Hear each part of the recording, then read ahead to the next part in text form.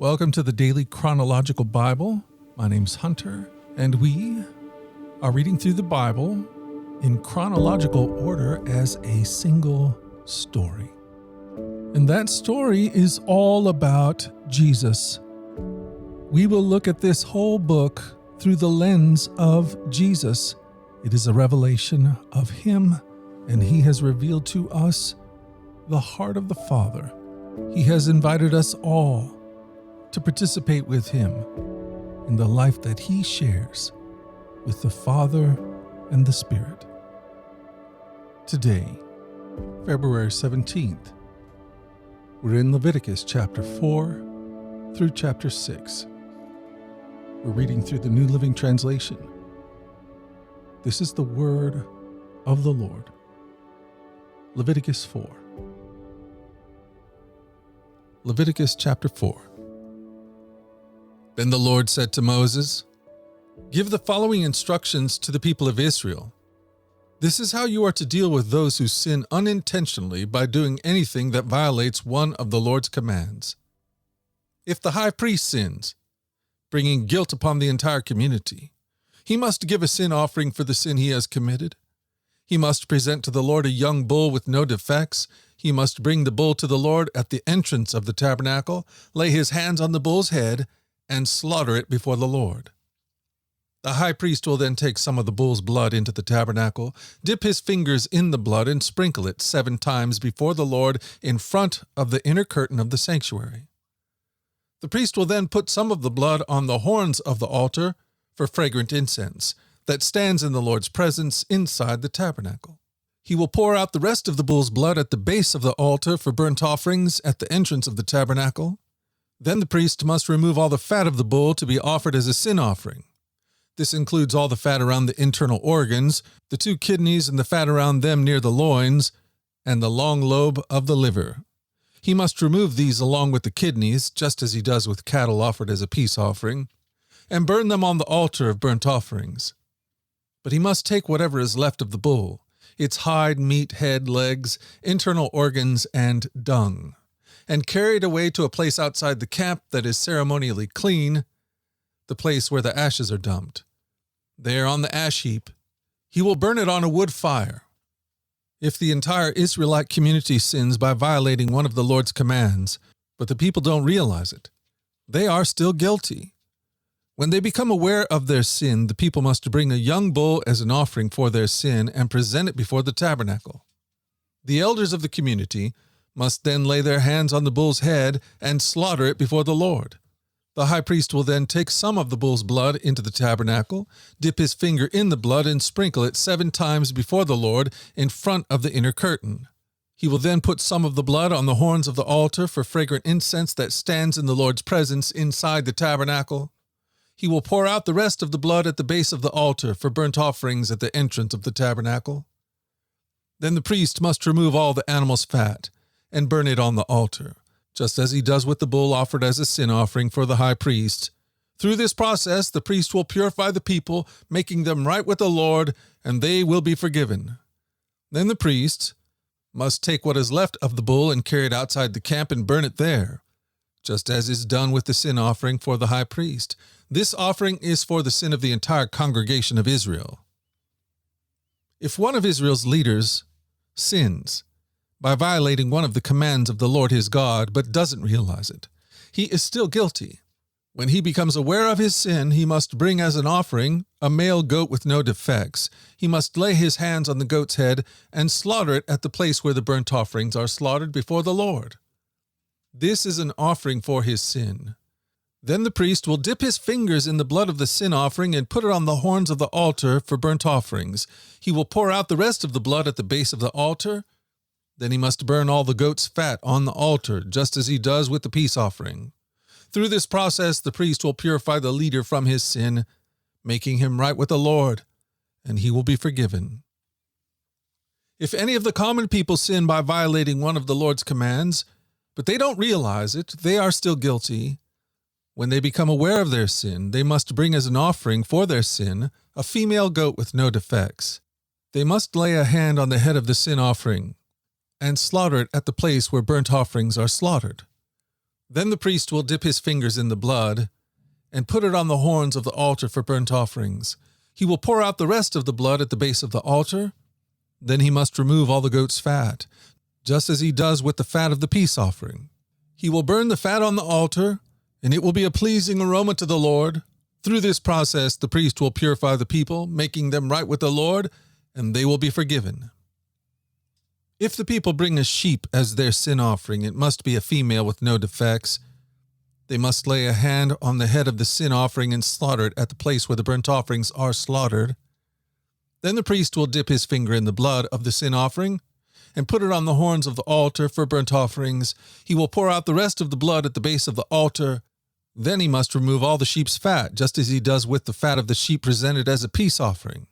He will burn the fat on the altar on top of the special gifts presented to the Lord. Through this process, the priest will purify the people from their sin, making them right with the Lord, and they will be forgiven. Leviticus 5. If you are called to testify about something you have seen or that you know about, it is sinful to refuse to testify, and you will be punished for your sin. Or suppose you unknowingly touch something that is ceremonially unclean, such as the carcass of an unclean animal.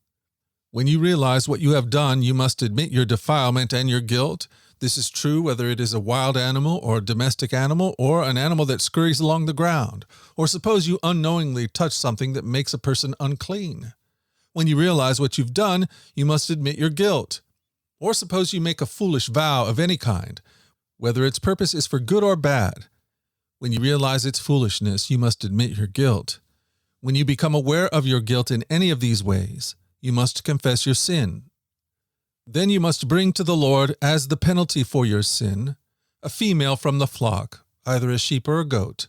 This is a sin offering with which the priest will purify you from your sin, making you right with the Lord. But if you cannot afford to bring a sheep, you may bring to the Lord 2 turtle doves or 2 young pigeons as the penalty for your sin. One of the birds will be for a sin offering and the other for a burnt offering. You must bring them to the priest, who will present the first bird as a sin offering.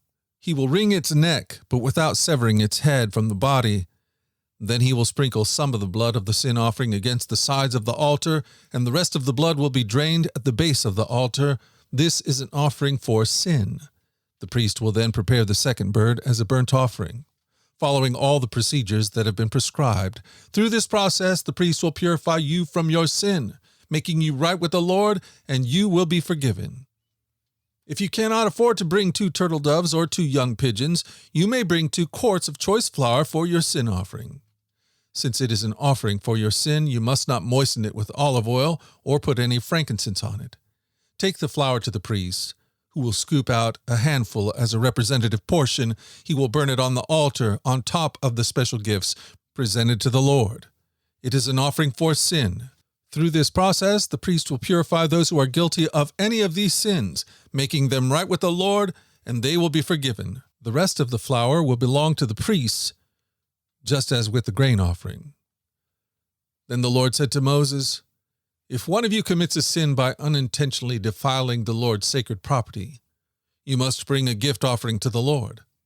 The offering must be your own ram with no defects, or you may buy one of equal value with silver as measured by the weight of the sanctuary shekel. You must make restitution for the sacred property you have harmed by paying for the loss, plus an additional 20%. When you give the payment to the priest, he will purify you with the ram sacrificed as a guilt offering, making you right with the Lord, and you will be forgiven. Suppose you sin by violating one of the Lord's commands, even if you are unaware of what you've done. You are guilty, and you will be punished for your sin. For a guilt offering, you must bring to the priest your own ram with no defects, or you may buy one of equal value. Through this process, the priest will purify you from unintentional sin, making you right with the Lord, and you will be forgiven. This is a guilt offering, for you have been guilty of an offense against the Lord."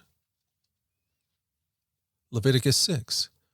Then the Lord said to Moses, "Suppose one of you sins against your associate and is unfaithful to the Lord. Suppose you cheat in a deal involving a security deposit, or you steal or commit fraud, or you find lost property and lie about it, or you lie while swearing to tell the truth, or you commit any other such sin. If you have sinned in any of these ways, you are guilty. You must give back whatever you stole, or the money you took by extortion, or the security deposit, or the lost property you found, or anything obtained by swearing falsely. You must make restitution by paying the full price plus an additional 20% to the person you have harmed. On the same day, you must present a guilt offering. As a guilt offering to the Lord, you must bring to the priest your own ram with no defects, or you may buy one of equal value. Through this process, the priest will purify you before the Lord, making you right with him, and you will be forgiven for any of these sins you have committed. Then the Lord said to Moses, "Give Aaron and his sons the following instructions regarding the burnt offering. The burnt offering must be left on top of the altar until the next morning, and the fire on the altar must be kept burning all night. In the morning, after the priest on duty has put on his official linen clothing and linen undergarments, he must clean out the ashes of the burnt offering and put them beside the altar. Then he must take off all these garments, change back into his regular clothes, and carry the ashes outside the camp to a place that is ceremonially clean. Meanwhile, the fire on the altar must be kept burning. It may never go out. Each morning the priest will add fresh wood to the fire and arrange the burnt offering on it. He will then burn the fat of the peace offering on it. Remember, the fire must be kept burning on the altar at all times. It must never go out. These are the instructions regarding the grain offering. Aaron's sons must present this offering to the Lord in front of the altar. The priest on duty will take from the grain offering a handful of choice flour, moistened with olive oil, together with all the frankincense. He will burn this representative portion on the altar as a pleasing aroma to the Lord. Aaron and his sons may eat the rest of the flour, but it must be baked without yeast and eaten in a sacred place within the courtyard of the tabernacle.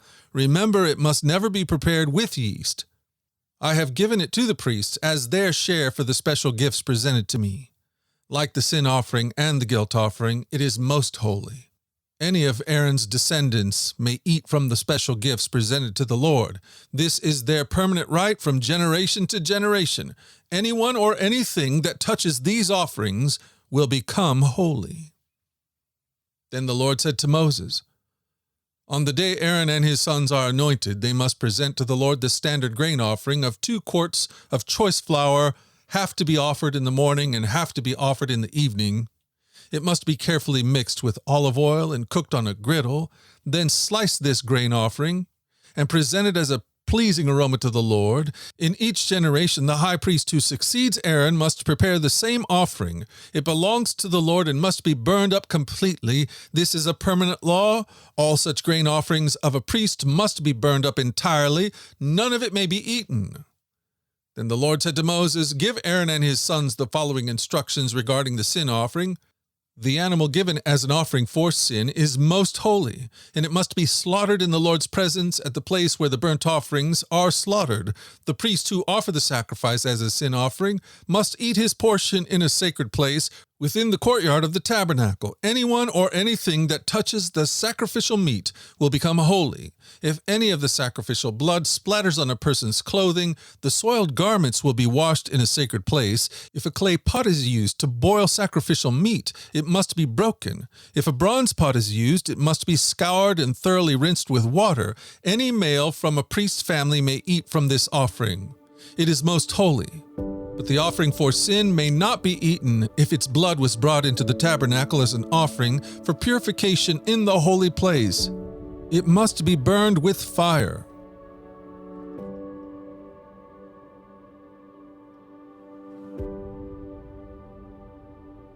Thank you for joining us at the Daily Chronological Bible.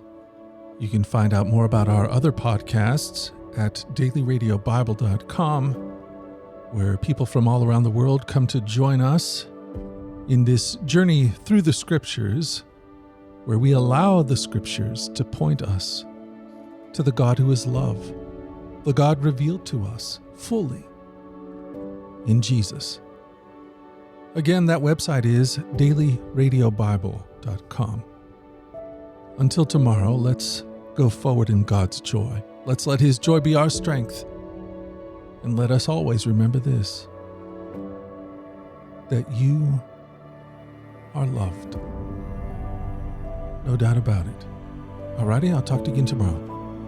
Bye-bye.